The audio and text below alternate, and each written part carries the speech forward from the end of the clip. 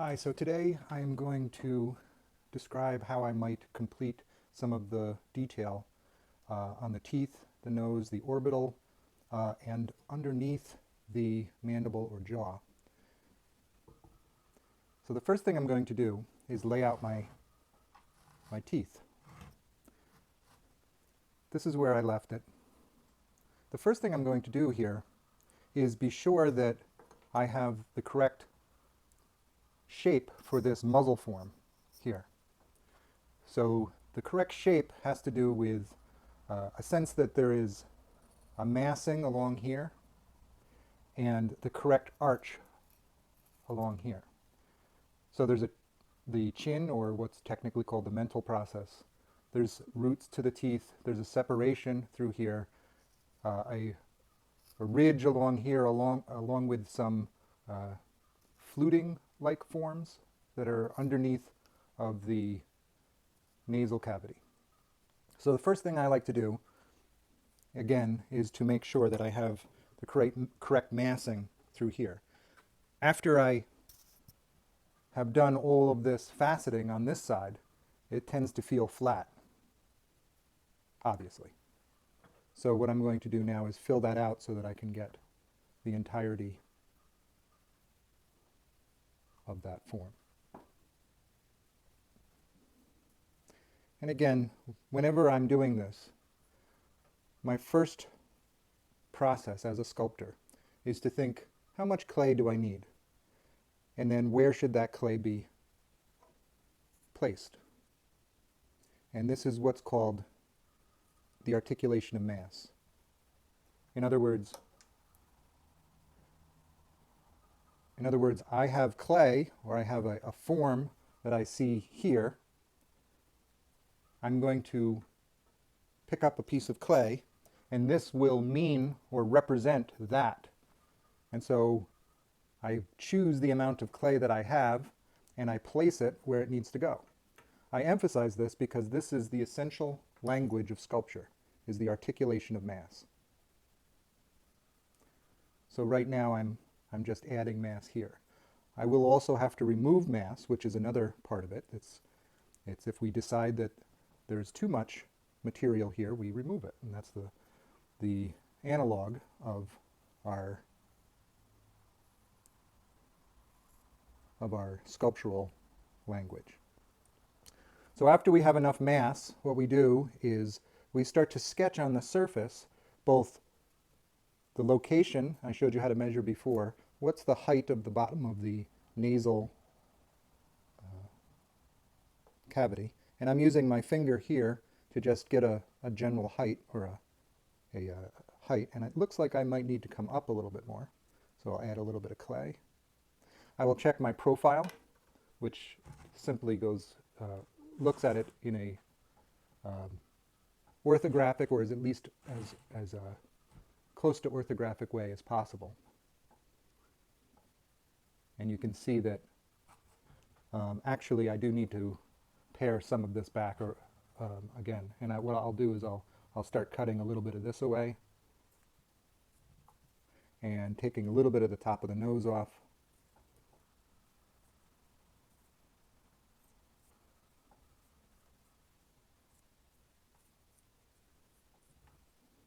This tool is a little bit small for this job, but I can always use the wooden side to pull some off and also shape it, using the flat edge of the tool to flatten and also to scrape and to pull those forms together. So that's what I can alter my forms in that way.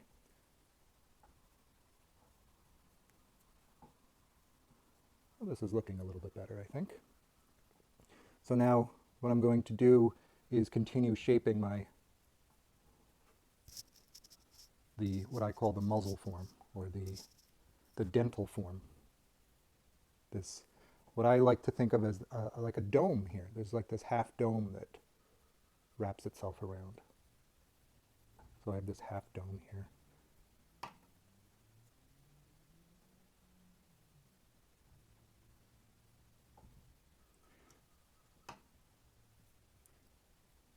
You would spend a little bit more time on it than I am because this is a demo. After I've established the height of the bottom of my nasal cavity, I will establish bottom of the teeth, or the separation between the two teeth. And the first thing I do is just draw that line. And I always draw a line first, and that line actually goes deeper into here. Now I draw the line first and then I check it. So I might take some measurements. Oh, I have to go down a little bit. There we go. Go push it down a little bit. Can also check this line here, and I had checked it before. So it looks pretty good to me. Notice that all of this area is still filled in. And I'll talk to you about that, about how to start getting in there and removing some of that. Remembering that it only happens after the clay sets and gets harder and firmer. And that usually comes from letting it dry. So now what I'm doing is I'm drawing this ridge line. And in some cases, you can carve in to this line. Now, you remember that this skull is a ceramic skull that I already made. And so you have a real skull, or not real, but a plastic one that was made for anatomical study. And so you'll have a lot more information for the teeth. And you can see how the level that I took it here, that is as far as I need you to go for this assignment. But I've seen people really enjoy this and go to a level that is incredibly precise. And they enjoy doing it, and I said, but I don't require it for this assignment. So after I've set up the center line, the top line, and now the bottom line for the bottom of the teeth. And that's pretty close to where it should be.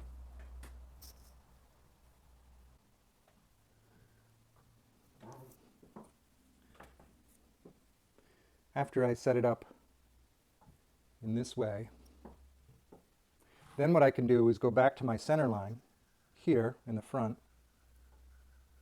And now this is a juvenile female, so it doesn't have as many teeth as you have on your skulls. You will have 32 teeth like an adult, average adult. And so the way to separate that is to understand that you cut your teeth from top to bottom, and the top will have half of the 32, which is 16. And then you go to the center line, and you realize half of the 16 on top is 8, and so there'll be 8 across here. And then what you can do to lay out your teeth, and given that my extent is about for here, then what you would do is you would bisect this in half. So now I have 4 between here and here, so I can cut that in half, and then I can cut that in half again. And so what I've done is I've laid out 32 teeth on my skull.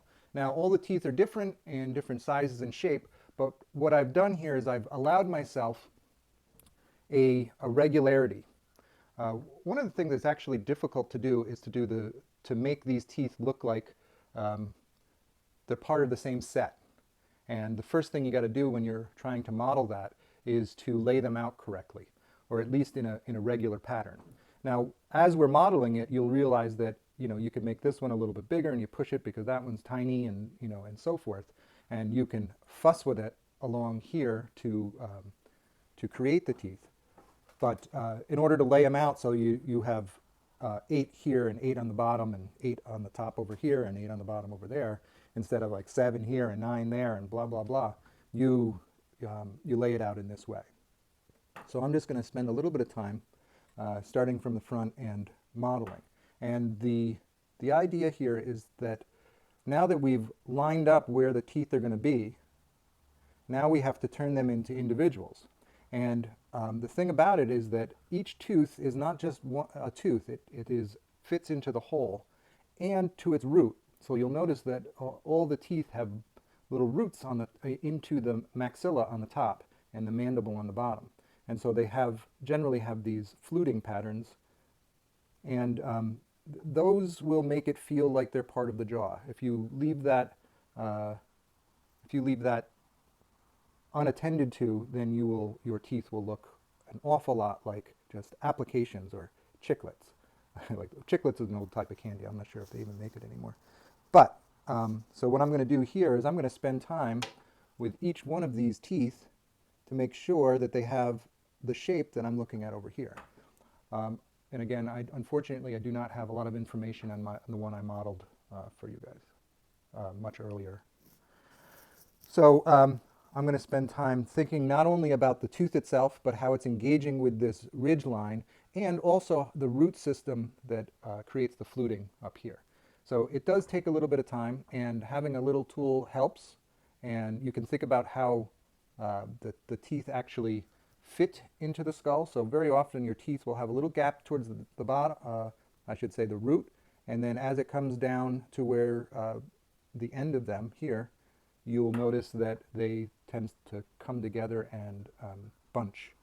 So I think this one ends up being, I don't know, an incisor, and there's bicuspids and incisors, but I think it's more important that you know the shapes of them, right?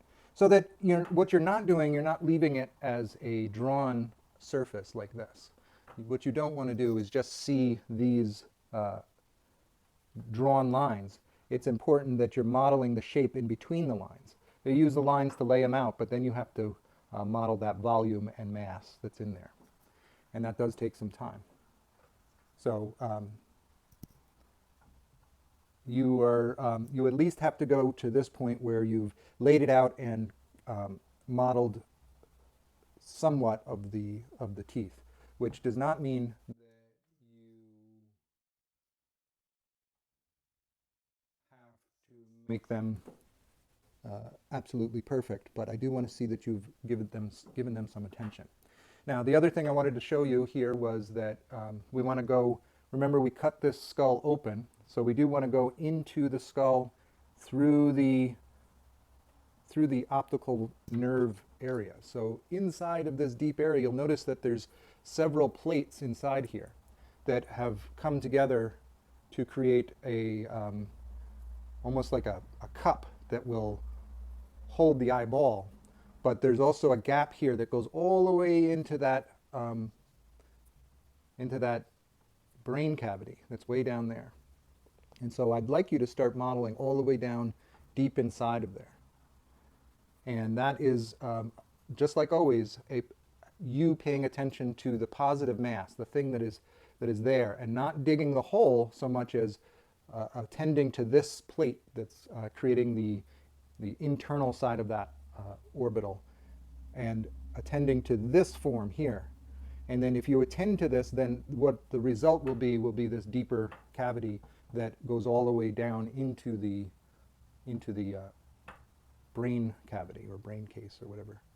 And it's the same thing here with the nasal cavity. But the thing about the nasal cavity, as you start hollowing it, is that you will notice there's a lot of things going on inside there. But as you go down in here, you'll notice that it actually comes out here. And you could imagine that being the case because you know from your own experience that sometimes things that go in your mouth come out your nose. So you can go down in there and you would flip this over. Now, I haven't hollowed underneath here yet, but now is the time to do that. You would start hollowing out underneath here and thinning these bones.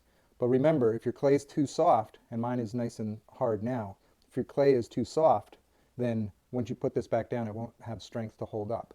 But go ahead and hollow this out as much as you can. And what I like to do is just hollow out a little bit of it at a time, so that what can happen is you're taking away mass, and this will dry out quicker, and thereby giving you some more mass or more firmness, so that when this flips over and you put it back down, you don't start seeing this collapse. Okay, so that's the next procedure. The other thing is that remember that don't hollow this out quite yet. My clay is not ready. One of the things I do is I wait to hollow this out until I'm completely done. That's the last thing I'll do, is hollow out the cheekbone, which is here. And after I'm done with everything else, I hollow that out and then cover it tightly for it to dry before it goes into the kiln. Okay, I think you see where I'm going. What I might do is do a finishing video where I just turn on the camera and not talk and just finish it, and I'll upload that at another time. Okay, good luck. Thank you for listening.